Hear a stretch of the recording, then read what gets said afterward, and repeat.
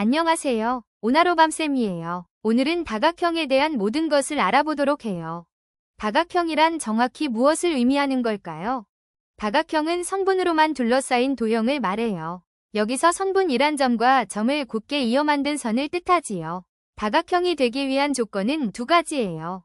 첫째, 모든 변이 고은 선분이어야 하고, 둘째, 선분들이 이어져 전체 모양이 완전히 닫혀 있어야 해요.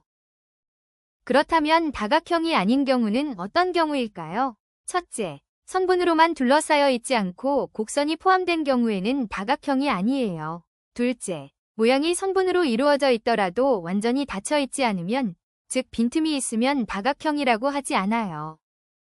이제 다각형을 이루는 요소들을 알아볼게요. 다각형의 구성 요소에는 변, 꼭지점, 그리고 내각이 있어요. 변은 다각형을 둘러싸고 있는 선분을 말하는데, 선분이 다각형의 테두리가 되는 순간 변이라고 부르게 돼요. 꼭지점은 두 변이 만나는 점이고, 내각은 다각형의 안쪽에서 두 변이 만나 만들어지는 각을 말해요. 그리고 알아두면 좋은 사실 하나, 내각은 그 꼭지점의 외곽과 더하면 언제나 180도가 된답니다. 그럼 다각형의 이름은 어떻게 붙일까요? 다각형은 변의 수에 따라 이름이 정해져요. 변이 3개면 삼각형, 4개면 사각형, 5개면 오각형처럼 변의 개수를 그대로 이름에 담아 부른답니다. 그렇다면 정다각형은 무엇일까요? 정다각형은 변의 길이가 모두 같고 각의 크기도 모두 같은 다각형을 말해요. 우리가 잘 알고 있는 정다각형의 예로는 정삼각형, 정사각형, 정오각형, 정육각형 등이 있어요.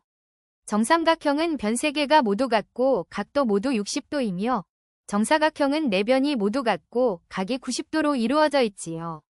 이처럼 정다각형은 변의 길이와 각의 크기가 모두 일정한 규칙적인 도형이에요. 지금까지 다각형과 정다각형이 무엇인지 살펴보았어요. 이제 다각형을 이해하는데 중요한 요소 중 하나인 대각선을 알아볼 차례입니다. 도형의 모양과 성질을 파악하는 데 큰 역할을 하는 이 대각선은 무엇일까요? 대각선이란 무엇일까요? 대각선은 다각형에서 서로 이웃하지 않는 두 꼭지점을 곧게 이어 만든 선분을 말해요. 즉, 바로 옆이 아닌 떨어져 있는 꼭지점끼리 연결될 때 생기는 선이 바로 대각선이랍니다. 그럼 대각선을 정확히 그리기 위해 먼저 꼭지점들을 구분해 봅시다. 다각형을 이루는 점 하나를 기준으로 생각하면 쉬운데요. 우리가 정한 한 꼭지점을 기준으로 그 바로 옆에 있는 두 꼭지점을 이웃한 꼭지점이라고 부릅니다. 이 이웃한 꼭지점들은 한 변으로 연결되어 있죠. 반면에 이웃한 꼭지점 외에 나머지 모든 꼭지점은 이웃하지 않는 꼭지점이 됩니다. 그리고 바로 이 이웃하지 않는 꼭지점을 연결해야만 대각선이 만들어진답니다. 그렇다면 이 다각형 안에 총 몇 개의 대각선을 그을 수 있을까요? 삼각형, 사각형, 오각형처럼 도형의 크기가 커질수록 대각선의 개수를 일일이 세는 건 너무 어렵고 복잡해집니다. 그래서 지금부터는 한 꼭지점에서 그을 수 있는 대각선의 수를 먼저 알아보고 이것을 이용해서 다각형 전체의 총 대각선 개수를 구하는 아주 쉬운 방법을 배워보도록 하겠습니다. 이제 가장 중요한 규칙을 알아볼까요? 다각형의 한 꼭지점에서 몇 개의 대각선을 그을 수 있을까요? 기억하시죠? 대각선은 이웃하지 않는 꼭지점에만 그릴 수 있어요. 어떤 다각형이든 대각선을 그을 수 없는 꼭지점은 총 3군데가 있습니다. 첫째, 대각선을 시작한 바로 그 꼭지점, 자기 자신. 둘째, 왼쪽에 바로 붙어있는 이웃한 꼭지점. 셋째, 오른쪽에 바로 붙어있는 이웃한 꼭지점. 따라서 우리는 전체 꼭지점 수에서 대각선을 그을 수 없는 3개의 꼭지점을 제외해야만 대각선을 그릴 수 있어요. 즉, 한 꼭지점에서 그을 수 있는 대각선의 수는 전체 꼭지점 수에서 3을 빼면 됩니다. 이제 총 대각선 개수 공식을 정리해 봅시다.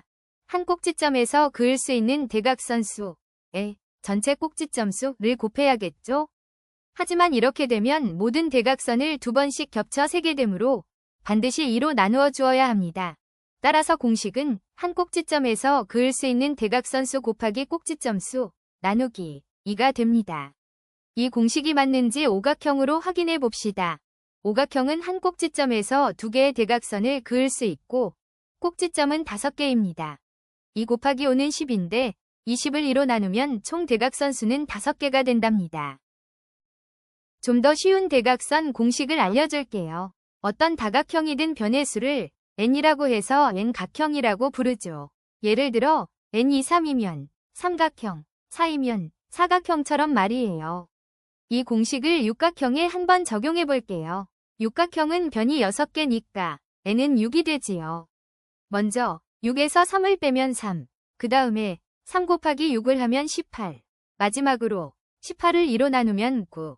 그래서 육각형에서는 대각선이 모두 9개 생기게 돼요. 지난번 사각형을 배울 때 잠깐 등장했던 대각선, 이번에는 그 대각선이 어떤 성질을 가지고 있는지 제대로 알아볼게요. 다각형의 꽃이라고 할 수 있는 사각형, 그 중에서도 평행사변형, 마름모, 직사각형, 정사각형의 대각선에는 아주 특별한 성질들이 숨어 있습니다. 먼저 두 대각선의 길이가 서로 같은 도형은 누구일까요? 바로 직사각형과 정사각형입니다. 이 두 도형은 각이 모두 90도로 같기 때문에 대각선을 그었을 때 길이가 똑같게 나온답니다. 다음으로 두 대각선이 딱 수직 90도로 만나는 도형은 누구일까요? 정답은 바로 마름모와 정사각형입니다. 이 두 도형은 공통적으로 내변의 길이가 모두 같기 때문에 대각선이 만나는 곳에서 항상 직각 90도를 이루게 된답니다. 대각선이 십자가 모양으로 만나는 것을 기억해 두세요. 이제 4가지 사각형이 가진 가장 공통적인 대각선의 성질입니다. 두 대각선이 서로를 똑같이 둘로 나누는, 즉 2등분하는 도형은 누구일까요? 정답은 바로 4도형 모두입니다. 평행사변형, 마름모, 직사각형, 그리고 정사각형까지. 이 4가지 사각형은 모두 대각선을 그었을 때 만나는 점을 기준으로 대각선의 길이가 똑같이 나누어지는 성질을 가지고 있어요. 이 성질은 이 모든 도형이 평행사변형의 특징을 기본으로 가지고 있기 때문에 나타난답니다. 오늘 오나로밤쌤과 함께 다각형에 대해 열심히 공부했는데요. 여러분이 얼마나 잘 이해했는지 확인해 볼 수 있는 다각형 마스터 퀴즈 타임을 시작하겠습니다. 첫 번째 퀴즈. 다음 중 다각형이 아닌 도형은 무엇인가요? 정답은 3번, 원입니다. 두 번째 퀴즈. 변의 개수가 5개인 오각형의 대각선은 모두 몇 개인가요? 정답은 4번, 5개입니다. 마지막 퀴즈. 직사각형과 마름모가 공통으로 가지고 있는 대각선의 성질은 무엇인가요? 정답은 4번. 두 대각선이 서로 다른 것을 2등분한다. 입니다. 오늘 배운 내용을 알잘딱깔센하게 정리해봅시다. 다각형이란 성분으로만 둘러싸인 도형을 뜻하며 변의 개수에 따라 삼각형, 사각형 등으로 이름이 정해집니다. 그리고 특별히 모든 변의 길이와 모든 내각의 크기가 같은 다각형을 정다각형이라고 부른다는 것도 배웠죠. 마지막으로 다각형에서 이웃하지 않는 꼭지점을 이은 선분을 대각선이라고 했는데요. 이 대각선의 총개수를 구하는 아주 유용한 공식도 함께 완성했습니다. 오늘 오나로밤쌤과 함께한 다각형 이야기는 여기까지입니다. 오늘 배운 내용들이 여러분의 수학 공부에 도움이 되었길 바랍니다. 다음에 또 만나요.